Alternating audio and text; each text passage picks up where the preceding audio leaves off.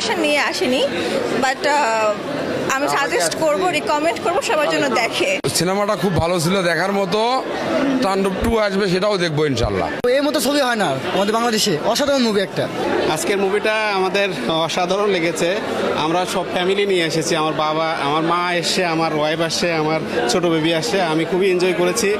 বাংলাদেশের সিনেমা ইন্ডাস্ট্রিতে একটা নতুন চমক আসছে আমি মনে করি। গানগুলো ভালো ছিল, আর সবচেয়ে বেশি ভালো যে ব্যাপারটি লেগেছিল, সাধারণত আমরা বাংলা সিনেমায় যেটি দেখি কয়েক মিনিট পর পর গান থাকে বা কিছু সিন থাকে যেগুলো আমরা চাই না, তো সেই ব্যাপারগুলো এটাতে ছিল না। আমি আসছি শেরপুর থানা থেকে। হাউসফুল, একটা টিকিটও নেই। একটা আফসোস থেকে গেল, টিকিট আজকে পাইলাম না।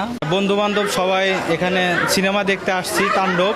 আজকের সবই হাউসফুল, মানে কোনো টিকিট পাওয়া যাচ্ছে না। এখন আমরা কি আর করবো, এখন চলে যেতে হবে, না হলে আগামীকালের টিকিট কাটতে হবে।